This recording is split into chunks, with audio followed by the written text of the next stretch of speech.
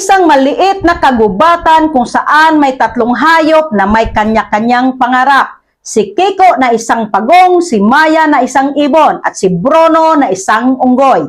Lahat sila gustong marinig, mapansin at makilala sa kagubatan. Si Bruno ang unggoy, sobrang likot, sobrang bilis. Araw-araw may bagong pakulo. Minsan sumasayaw, minsan nagpapatawa, minsan kung ano-ano na lang. Sa simula, napapansin siya, maraming natutuwa. Pero habang tumatagal, napagod ang mga hayop sa kanya. Bakit? Kasi walang consistency, walang direksyon, puro ingay pero walang lalim. Si Maya naman ang ibon. Maganda ang boses, talented, kahanga-hanga. Araw-araw nagpa-practice, perfection ang goal niya. Pero hindi siya kumakanta sa harap ng iba. Bakit?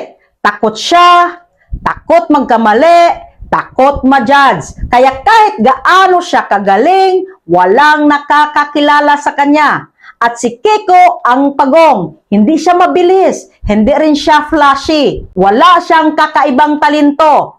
Pero may ginagawa siyang kakaiba. Araw-araw, nagkikwento siya. Simple lang kung ano ang natutunan niya sa paglalakbay, kung paano siya nadapa, kung paano siya bumangon. Sa simula, walang nakikinig. Tahimik, mabagal, walang views kumbaga. Pero hindi siya tumigil. Araw-araw, tuloy lang siya. Hanggang sa isang araw, may isang batang kuniho ang lumapit sa kanya. Ang saad ng kuniho, sobrang na-inspire ako sa kwento mo, hindi na ako susuko.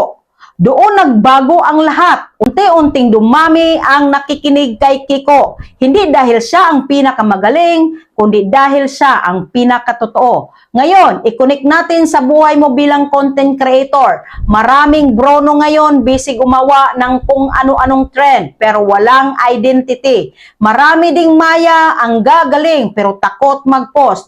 Pero ang tanong, ikaw ba si Kiko?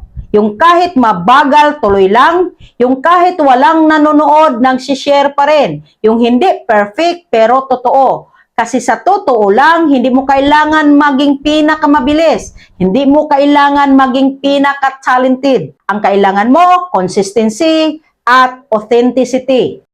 Because people don't connect with perfection. They connect with realness. As a content creator, hindi mo trabaho magpabilib. Ang trabaho mo, magbigay ng value, magkwento at mag-connect.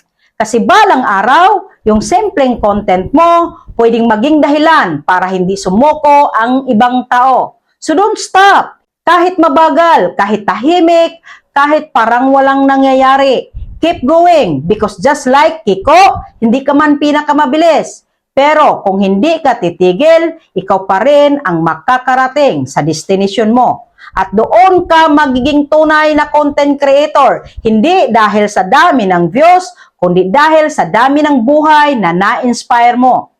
Na-inspired ka ba sa kwento? Paki-comment mo and like, follow, and share na rin. And see you in the comment section.